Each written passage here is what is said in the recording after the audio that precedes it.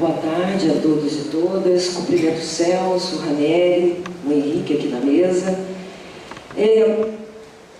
A mim me cabe, na complementação das falas que me antecederam, tratar em específico de uma obra que eu considero clássica e confesso já de antemão a minha predileção por ela no conjunto da obra de Carlos Nelson, sem desmerecimento da genialidade e da riqueza de toda a sua obra. Acho que a exata leitura, ou a mais rica leitura possível de Estruturalismo e Miséria da Razão, cabe compreendê-la como um clássico, ou seja, uma obra que é escrita bem no início dos anos 70 e tendo por objeto uma corrente filosófica que, tal como Celso Frederico colocou, invadiu a academia e a produção cultural no Brasil de tal forma que entorpeceu os intelectuais, vai muito além do seu tempo. Na verdade, nessa obra não encontramos apenas a crítica ao estruturalismo. Ela comporta também críticas que vão fundo em uma produção cultural que é posterior ao estruturalismo e que poderíamos denominar de produção pós-estruturalista e pós-modernista. Eu pretendo falar muito brevemente, isso não está em Estruturalismo e Miséria da Razão, portanto, é de minha inteira responsabilidade, não culpabilizem Carlito por essa primeira digressão que farei, da relação muito brevemente, entre pós-estruturalismo e pós-modernismo, sobretudo enfocando aí a figura de Foucault, que é um dos autores estruturalistas, objeto de uma crítica radicalmente ontológica, marxista de Carlito nesse livro Estruturalismo e Miséria da Razão. Bem, mas vejam, aqui a minha contribuição à luz de Estruturalismo e Miséria da Razão, poder colocar em evidência o que ali está e que permite aos marxistas trazer armas, munições, insumos para a batalha das ideias hoje, contra uma tendência cultural dominante, sobretudo que conquista a hegemonia nos anos 90, de corte pós-moderno. Mas antes de chegar lá, eu queria situar muito brevemente, a partir daquilo que falou o Celso e falou o Ranieri aqui, e muito no sentido da abertura da fala do Celso, Carlito é uma figura de exceção que contribuiu grandemente para a renovação do marxismo, e toda a sua produção de crítica cultural, estético-filosófica, tem pé numa necessidade objetiva e é movida pela militância política. É isso que eu acho que permite a Carlito compreender o que, no real, aponta como tendência futura e faz com que ele, escrevendo um livro, já enfrentando, mas antevendo também o que o estruturalismo poderia vingar, então ele antecipe muito as munições necessárias para a batalha das ideias hoje, dos marxistas na atualidade. Porque ele acompanha o movimento do real e desse real extrai tendências futuras. Celso Frederico aqui muito bem colocou que Carlito, através desse livro, enfrenta praticamente sozinho a voga estruturalista, um ato heróico, mas com muita competência. É possível dizer, eu vou tentar falar disso também, na direção do que o Henrique muito brevemente indicou, que essa crítica filosófica toda arquitetada, ela é toda fundamentada na estética de Lukács, que já aparece de forma brilhante em literatura e humanismo, né? Então, de certa forma, eu acho que é possível dizer que literatura e humanismo, embora não tenha a mesma densidade ou a mesma desenvoltura de Estruturalismo e Miséria da Razão, é uma obra tão capital quanto Estruturalismo e Miséria da Razão. Creio eu que ali, inclusive no primeiro capítulo, Carlito, já dominando a estética de Lukács, que está assentada numa matriz essencialmente ontológica, tem as ferramentas principais para escrever Estruturalismo e Miséria da Razão. É claro que ele dá um salto nesses 3 anos, mas ele já está com as ferramentas básicas, ele já está com os elementos que vão lhe permitir construir esse clássico.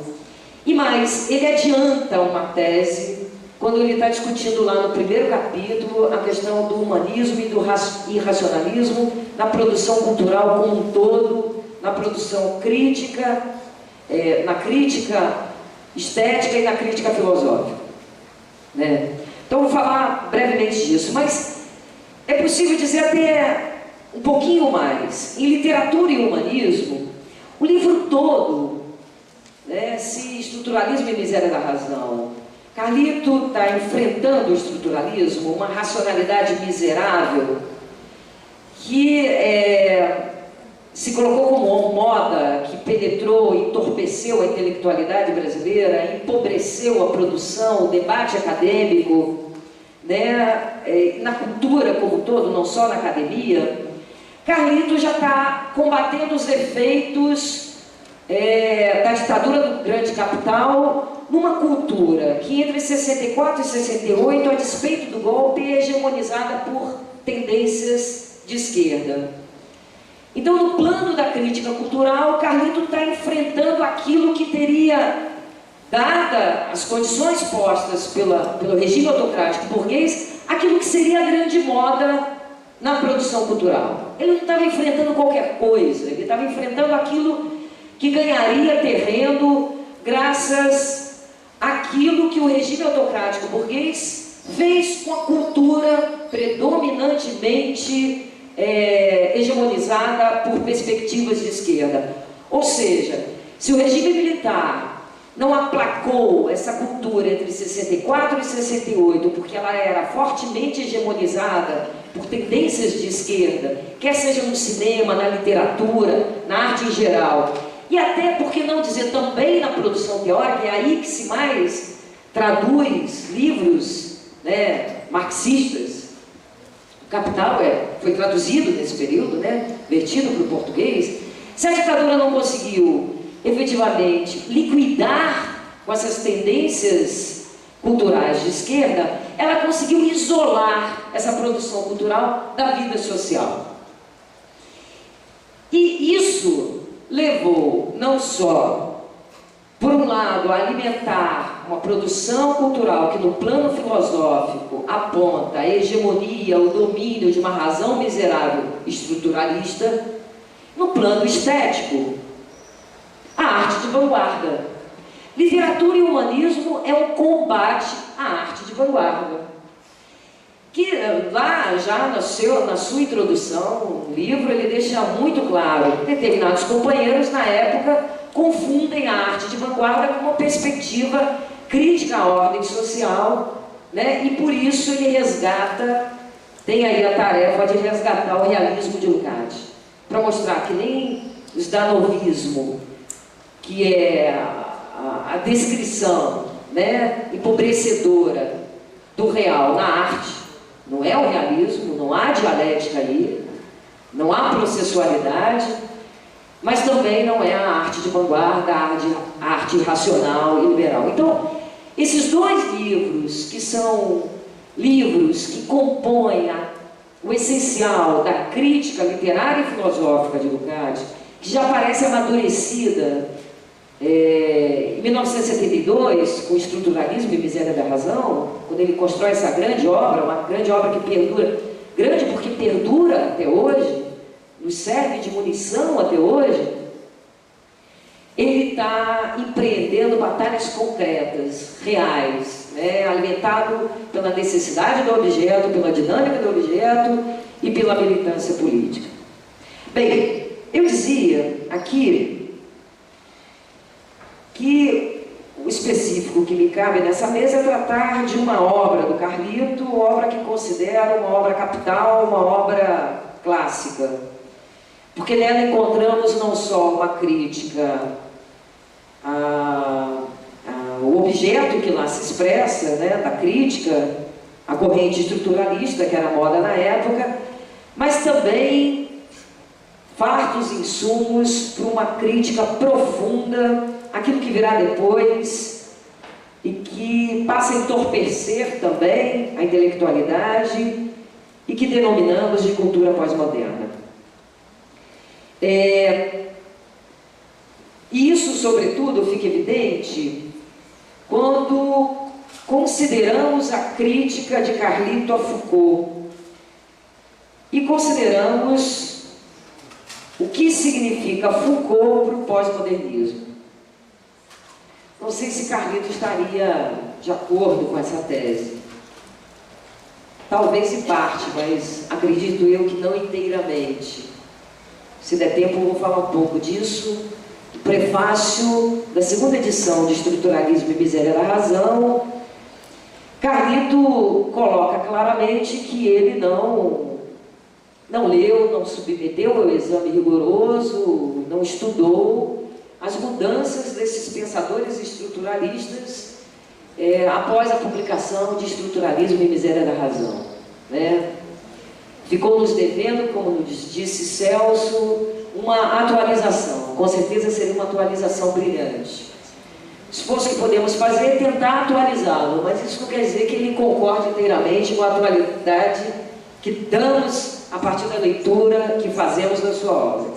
Bem, mas eu acho que é possível, é legítimo, à luz de Estruturalismo e Miséria da Razão, considerar Foucault um autor proto-pós-moderno. Foucault é um autor que transitou ao longo da sua produção intelectual do estruturalismo ao pós-estruturalismo. Pós-estruturalismo que, de uma maneira geral, pode ser entendido como uma antessala ao pós-modernismo. E em Foucault, olhando o inteiro Foucault, e não o Foucault de cada etapa, de cada fase, porque o Foucault tem a marca constante de mudanças abruptas, de escolhas referenciais teóricos, metodológicos diferenciados, proposições de temas os mais variados. Foucault aparece, em geral, inclusive para aqueles que o estudam, como a encarnação de uma metamorfose ambulante, impossível de ser decifrada, porque não se trata de um pensador uno, mas um pensador que tem pelo menos 3 fases. Uma que é aquela primeira dos anos 60, sobre a qual ele se debruça sobre o saber, é a fase da sua arqueologia. Um dos seus principais livros nessa fase é a História da Loucura. Uma segunda que se segue nos anos 70, imediatamente após 1968, quando Foucault, abandonando ou aparentemente abandonando o saber, se debruça agora sobre um outro objeto, não se interessa mais sobre a arqueologia e agora tenta fundar uma genealogia do poder. Essa fase é a fase de História da Sexualidade 1 e 2, de textos traduzidos para o português e condensados numa coletânea intitulada Microfísica do Poder. E Foucault chega aos anos 80, ingressa numa terceira fase, onde parece inaugurar uma ruptura total com a sua primeira e segunda fase, porque passa a retomar o sujeito, a ética, temas que na sua primeira fase eram temas execrados na sua produção. É a fase que os seus estudiosos estudarão como a fase da ética, do cuidado de si, do governo de si. Esse Foucault mutante, em geral, é analisado autonomizando as suas partes. Se empreendermos uma leitura outra de Foucault, do inteiro Foucault, considerando as suas mudanças, mas a coerência e a constância nas suas mudanças, é possível notar que Foucault muda para parar as arestas de um projeto teórico-político. Ele tem um projeto teórico-político. E, ao mesmo tempo, acompanhar o movimento do real. Foucault passa a se interessar pela política depois de 1968, de forma clara, e se envolve com a luta política, a luta dos presos políticos, consequência de maio de 68, né? Onde a dura repressão, as manifestações de 68 levaram segmentos expressivos da esquerda para a prisão. Então, trazer conteúdos do campo da esquerda para problematizar essa instituição carcerária passa a ser uma tarefa para a esquerda como um todo, passa a ser a tarefa também para Foucault, que é um pensador de esquerda, mas uma esquerda sui generis, se considerarmos a esquerda com o seu conjunto de tradições, instrumentos e referenciais teóricos do século XIX e grande parte do século XX. Trata-se de uma esquerda que não acredita mais na revolução, né? Uma esquerda marcada por um visceral anticomunismo e uma esquerda que vai buscar aí na luta contra a ordem social outros sujeitos que não a classe operária, mas sujeitos que estão na margem. Foucault é a clara expressão dessa esquerda não revolucionária, mas que aposta na transgressão. Então esse é um dos elementos do seu projeto teórico-político, né? Transitar da revolução para a transgressão. Seu segundo elemento é o legado que ele traz de Nietzsche. Foucault é um continuador do pensamento de Nietzsche, que buscará inserir no campo da esquerda o pensamento nietzschiano. Então, esse é o segundo elemento do projeto teórico-político de Foucault, que é o irracionalismo. Então, o projeto teórico-político de Foucault, que foi um projeto não só de Foucault, mas de outros pensadores da sua geração, mas que Foucault o executa com mais habilidade, digamos assim, é inserir no campo da teoria e da prática de esquerda o irracionalismo e a transgressão. Em Foucault, esse projeto teórico-político permitiu que Foucault adiantasse muito o conteúdo pós-moderno, sem efetivamente ter a forma que conhecemos do pós-modernismo. Por isso nós podemos chamar o Foucault muito mais de um pensador proto-pós-moderno do que propriamente um pensador pós-moderno. Quem procurar em Foucault propriamente aquilo que caracteriza a forma mais clara da cultura pós-moderna, certamente não encontrará. Talvez encontre o conteúdo, certamente encontrará o conteúdo, mas não necessariamente a forma. Deixe eu me fazer um pouco mais clara. Em Foucault, vocês não encontrarão, por exemplo, a tese do fim da modernidade, mas encontrarão em todos os seus livros uma crítica mortais à modernidade. Todos. História da loucura, Vigiar e Punir, quem está na berlinda é a modernidade. Então, muito embora ele não fale do fim da modernidade, ele eclipsa a modernidade através de uma crítica mortais à modernidade. Foucault não cultua, não afirma, não professa em torno do sujeito descentrado, que é um dos elementos claros do discurso pós-moderno. Um sujeito que é múltiplo, um sujeito que não tem identidade própria, que não tem coerência, né? Um sujeito que reúne na sua biografia vários sujeitos. Mas o Foucault é, na sua encarnação teórica, a figura desse sujeito descentrado, que ora é arqueológico, depois deixa de ser arqueológico para ser genealógico, e depois deixa de ser genealógico para ser o autor que vai pensar o cuidado de si, a ética de si, e que gostava de brincar com essa mudança constante de objetos, de referenciais, e que gostava de confundir. Nas entrevistas que deu, nas cartas que trocou, ele dizia que gostava de estar no tabuleiro do jogo político nas suas mais diversas posições. E que qualquer tentativa de identificá-lo com uma posição teórica ou uma posição política falhava. E que ele adoraria ter escrito livros que surgissem como telegramas ou cartas-bomba, que depois de lidos explodissem e não deixassem rastro. Ora, essa é a encarnação pura do sujeito esquizoide pós-moderno. Embora ele nunca houvesse professado, houvesse defendido esse sujeito descentrado que os autores pós-modernos fazem na atualidade. Portanto, acredito que, por esses dois elementos, é possível chamar Foucault de um pensador proto-pós-moderno. Não há o pós-modernismo na forma, mas há o pós-modernismo no conteúdo. Foucault traz um projeto teórico-político que consubstancia, que matriza as diferentes perspectivas pós-modernas.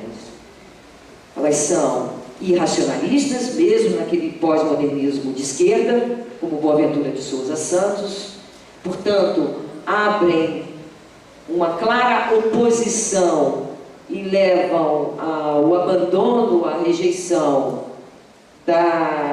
dos três núcleos fundamentais do legado iluminista da filosofia clássica, do ponto máximo que foi Hegel, o humanismo, o historicismo objetivo e a dialética, e se apoiam no irracionalismo e, ao invés do horizonte da revolução, trazem a transgressão.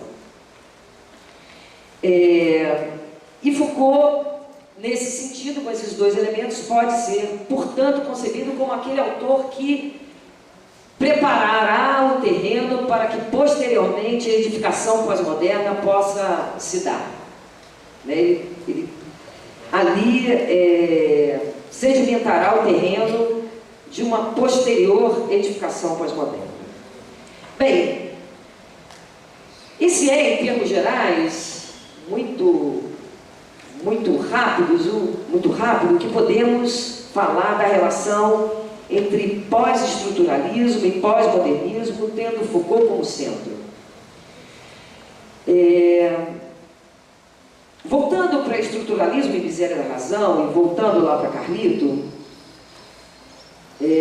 o que há sobre Foucault que permite nos municiar de elementos para fazer a crítica ao pós-modernismo? Sem sombra de dúvidas, são as correções à crítica a Foucault. Muito embora o próprio Carlito reconheça que não foi além da produção Foucaultiana dos anos 60, não enfrentou o Foucault da genealogia, nem Foucault da ética de si, é possível dizer, olhando inteiro o Foucault, que a despeito das suas mudanças, o Foucault, caracterizado pelo Carlos Nelson, estruturalismo e miséria da razão, é a expressão mais radical da perspectiva agnóstica do estruturalismo. Ou seja, lá em estruturalismo e miséria da razão, olhando apenas a arqueologia, Carlos Nelson Coutinho acerta ao dizer que do conjunto dos estruturalistas estudados, Foucault é aquele que tem a versão da razão miserável mais acentuada. E que essa versão mais acentuada da miséria da razão leva Foucault a conduzir o seu anti-humanismo a um extremo com propósitos políticos, né? Não se tem ali apenas uma perspectiva teórica anti-humanista. Há ali o caroço de um projeto político com um claro horizonte anti-humanista. A ponto do Carlito também dizer, se a conjuntura não mudar, né? Se essa conjuntura que ele está se debruçando nos anos 70 não mudar, o Foucault certamente será o profeta da barbárie, do mundo da barbárie, de um mundo inteiramente manipulado. Eu vou voltar um pouquinho a isso depois. Eu acho que o Carlito acerta nesse ponto. Acho que ele não concorda, porque no prefácio da segunda edição ele diz que nesse ponto ele não acerta, mas eu acho que ele acerta, né? Então assim, Carlito acerta ao dizer que o Foucault da arqueologia radicalizou aquela razão miserável do conjunto dos estruturalistas, porque Foucault, mesmo nas outras fases, continua a ser um profundo pensador agnóstico. Em nenhum momento o Foucault revê o seu agnosticismo ou tenta retirar a razão desse limbo miserável que ele colocou, sobretudo em 1966, com as palavras e as coisas. Eu acho que ali já há o germe do projeto todo de Foucault. É sobretudo ali que ele busca resgatar Nietzsche para uma cultura progressista, um mundo que não é de Nietzsche. Bem, então, em primeiro lugar, Carlito acerta porque Foucault muda, continuando a ser esse exemplar claro de uma acentuada razão miserável. Mas acerta também, sobretudo, porque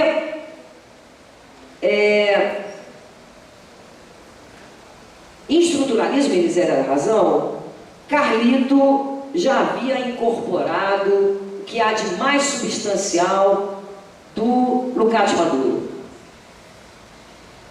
O que eu estou querendo dizer aqui?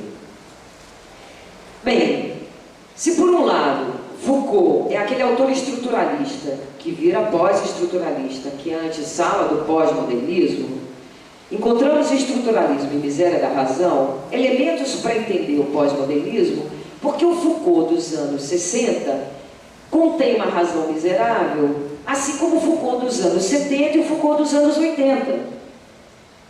Então, Estruturalismo e Miséria da Razão é fundamental hoje para entender o pós-modernismo, porque do conjunto de autores maiores estruturalistas que impactarão a esquerda nos anos 70, Carlos Nelson Coutinho estuda Foucault. Se ele estudasse outro autor, talvez ele não tivesse esses elementos da razão miserável, do agnosticismo, né? Mas Carlos Nelson só chega a esse acerto porque, sem sombra de dúvida, ele incorporou o que há de mais rico em Lukács. Ele incorporou uma análise ontológica de Marx que lhe permitirá se contrapor à perspectiva epistemológica do estruturalismo. E é aí que ele acerta na leitura a Foucault. Eu dizia, livro tão importante quanto o Estruturalismo e Miséria da Razão, embora não com a mesma densidade, é literatura e humanismo. Em literatura e humanismo, tal como Ranieri acentuou, a arte é concebida como uma forma de conhecimento. E o conhecimento, na perspectiva ontológica de Lukács, nada mais é do que o reflexo da realidade. Então, na perspectiva ontológica, há um primado da realidade, primado do ser. Para os estruturalistas, pós-estruturalistas e pós-modernos, o primado não é o primado do ser.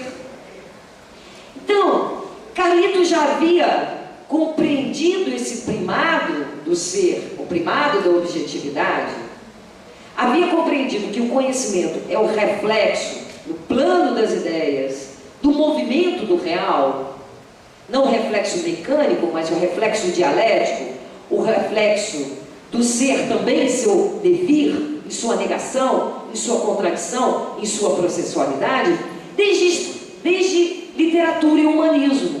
E foi isso que permitiu, notem cá, enfrentar algo que Lukács efetivamente só enfrentará depois de destruição da razão. E que Carlito, trocando cartas com Lukács entre 63 a 70, acho que é mais ou menos esse período, recolherá algumas indicações. Então, Na estética, o grande mestre já havia desenvolvido os fundamentos da ontologia, embora não houvesse escrito a ontologia, e Carlito, é só na ontologia que o mestre tratará do neopositivismo, porque o grande embate de Lukács durante um grande período foi contra as formas irracionalistas, a destruição da razão, e a obra de Carlito trata de forma profunda aquilo que o seu grande mestre até então não havia enfrentado de forma sistemática. Havia lhe dado indícios em cartas e entrevistas. É aí que está a originalidade de Carlos Nelson, a categoria miséria da razão. Vocês podem vasculhar o Lukács, não a encontrarão. Essa é uma elaboração própria de Carlos Nelson, mas mais do que isso, Lukács havia percebido que das duas expressões, no plano da produção de conhecimento, da produção filosófica, da produção estética, após 1848, a burguesia redundaria em formas decadentes, Lukács havia esgotado uma forma, a destruição da razão. A outra, que Carlito nomina de miséria da razão, Lukács vai retomar bem depois, quando está escrevendo a sua ontologia, mas ainda não a desenvolveu, e Carlito a desenvolve a partir das indicações muito esparsas. Vejam, é de uma genialidade, é de uma criatividade ímpar. Ele foi além do seu mestre, em convergência com o seu mestre, né? Carlito, ao mesmo tempo, explora algo que ele já antevia em literatura e humanismo. Eu dizia, literatura e humanismo é uma obra que tem um objetivo muito concreto: enfrentar as expressões estéticas e racionalistas de vanguarda no Brasil, que estão emergindo, sobretudo após o golpe de 1964, e que estão inebriando a esquerda. Ele chama atenção para dizer: olha, camaradas, cuidado, essa expressão irracionalista na arte, ela não, embora ela comporte uma crítica à ordem social, ela é inócua, ela contém uma apologia indireta à ordem. Ele está bebendo do seu mestre. Mas notem cá o que ele escreve no primeiro capítulo. Em épocas de agudização da instabilidade, há uma tendência para o aparecimento de obras que expressam apenas a angústia subjetiva de seus autores. Em épocas de segurança, de estabilidade relativa, a angústia desaparece como fundamento subjetivo da vanguarda, e esta cai em neonaturalismo, na descrição objetivista de um mundo de coisas fetichizadas e de homens coisificados. Literatura e humanismo está falando da expressão da angústia, é o irracionalismo que está enfrentando.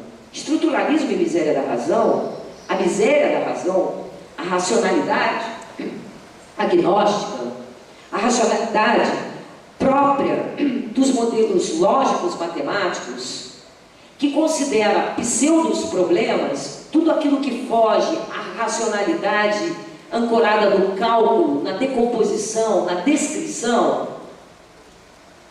Esse agnosticismo, que ele já identifica aqui, predominante em épocas de segurança, é o estruturalismo, que no Brasil a moda eclode até com certo retardo. Se considerarmos toda a pesquisa histórica de François Doucet, História do Estruturalismo, o estruturalismo é a grande onda filosófica que contaminará a Europa e, sobretudo, a França durante a Era de Ouro do Capital.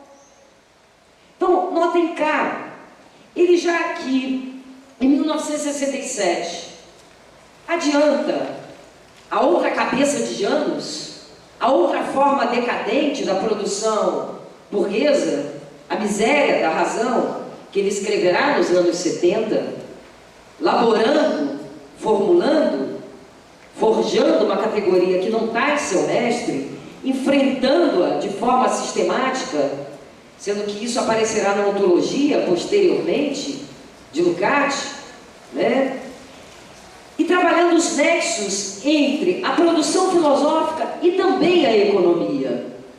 Carlito aqui, já em germe e de forma desenvolvida em Estruturalismo e Miséria da Razão, nos traz um veio profícuo, sobretudo para a análise crítica marxista da cultura pós-moderna, que acho que ainda é muito pouco explorado por nós, que as conexões entre a economia e a produção filosófica pós-moderna. Jameson inaugura isso com a tese, né, do pós-modernismo como a cultura própria do capitalismo tardio, mas eu acho que faltam elementos de uma maior compreensão de Mandel para poder entender melhor por que predomina essa cultura pós-moderna, sobretudo hegemonizando as ciências humanas e sociais nos anos 90, mas ela já emerge nos anos 70.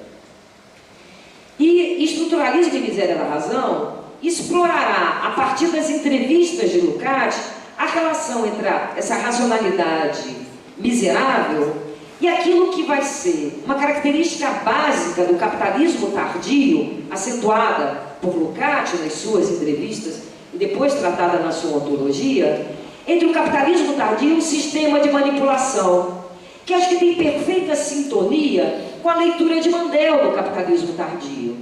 Porque se trata, para Lukács, de entender o capitalismo, né, sobretudo dos anos 60 em diante, mas a gente poderia dizer um pouco o germe disso está no pós-Segunda Guerra, se torna mais claro dos anos 60 em diante, e que significa um aprofundamento, um espraiamento do capitalismo pela esfera da circulação, pelo consumo, erigindo um sistema de manipulação da conduta dos indivíduos, próprio da lógica da venda da mercadoria e que requer um emprego da racionalidade burocrática.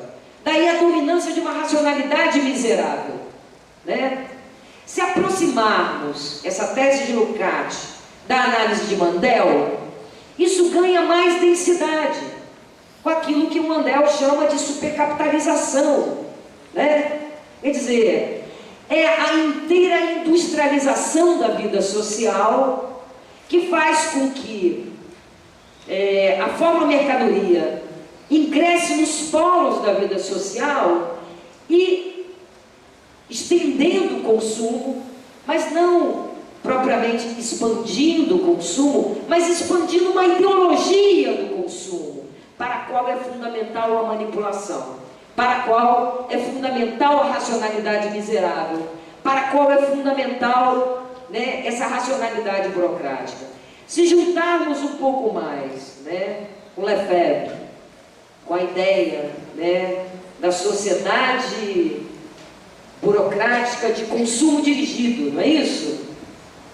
Onde ele vai dizer, dos anos 60 para cá, não é que a sociedade virou uma sociedade de consumo, há um limite estrutural à expansão do consumo na sociedade burguesa, limite que se põe lá nas relações de classe, né? O operariado tem um limite, mas é a expansão de uma ideologia do consumo que invade o cotidiano. Ora, se é isso, a gente vai entender por que o estruturalismo perdura como uma ideologia da racionalidade miserável, manipulatória, durante toda a Era de Ouro. E vai entender por que essa racionalidade miserável, que é, na expressão de Hegel, né, na leitura de Carlos Nelson, a partir de Lukács, e remontando lá a Hegel, muito próxima da intelecção, do entendimento. É uma forma de racionalidade empobrecida, não é a razão dialética. Essa racionalidade que penetra os poros da vida social, com a crise estrutural do capital, ela também entra em crise. E o autor que jogou a racionalidade miserável contra a razão miserável, melhor foi Foucault. Disso resultou a destruição da razão. Então Foucault é, ao mesmo tempo, aquele que mais eleva a racionalidade miserável, joga sobre o crivo de uma racionalidade miserável, aquela produção das ciências humanas e sociais, que tem a dominância da racionalidade miserável, e o que resulta é o irracionalismo. Então, ao elevar, ao acentuar o empobrecimento da razão, uma razão que não é dialética, o resultado é o irracionalismo. Bem, se é isso, se faz sentido essa tese, Carlito errou num ponto. Errou ao desconsiderar que a sua profecia do Foucault como profeta da barbárie estava equivocada. Está perfeitamente correto. O Foucault é um autor fundamental, creio eu. Isso aí pode ser polêmico, acredito que o próprio Carlito polemizaria. É um autor fundamental de uma terceira etapa da decadência ideológica da burguesia. Terceira etapa que começa com o estruturalismo, avança para o pós-estruturalismo e chega ao pós-modernismo. Entender essa terceira fase da decadência ideológica da burguesia requer entender Foucault à luz de Carlos Nelson, à luz de uma rigorosa, primorosa análise ontológica marxista da racionalidade miserável Foucaultiana. Bem, é isso e vamos para o debate.